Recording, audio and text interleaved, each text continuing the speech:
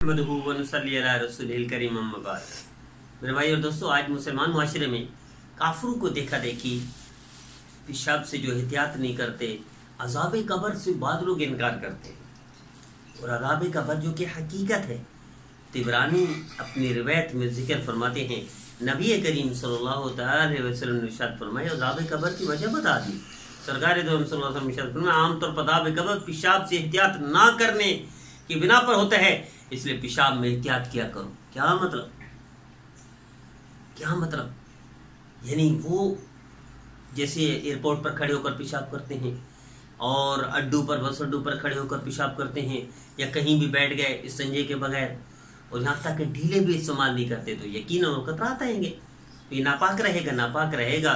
तो यही आखिरकार मुस्तकिल नापाकी होगी। जो शख्स मुस्तकिल नापाक रहे, उसके क्या नमाज होगी, उसका क्या रोज़ा होगा, क्या हज होगा, क्या उम्रा होगा। तो इसलिए अज़ाब कब्र के लोग इनकार करते हैं। अज़ाब कब्र वाक़ई है, बरहक है। अज़ाब कब्र की वजूहात में से सबसे मेन वजह पेशाब में नाएहतियाती है, जो हम एहतियात नहीं करते। इसी तरह नबी करीम सल्लल्लाहु अलैहि वसल्लम ने इरशाद फरमाया कि पेशाब से एहतियात करो, क्योंकि कब्र में सबसे पहले इसी का मुहासबा होगा।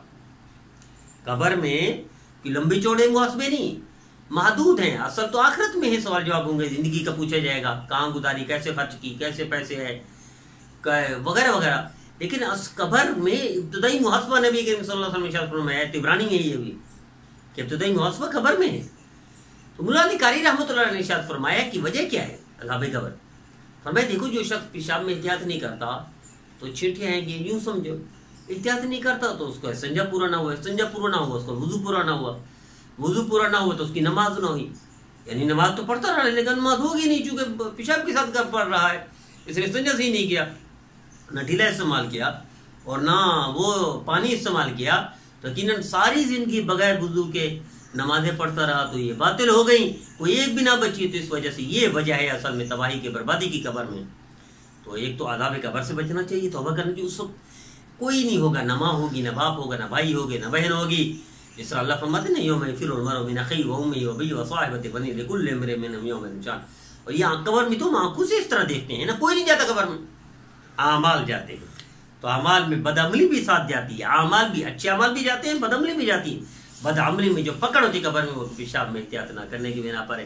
तो आइए मेरे दीदो, मुसलमान होने की बुनियाद पर तहारत का कितना पसंदीदा हुक्म है शरीयत का, इस्लाम का।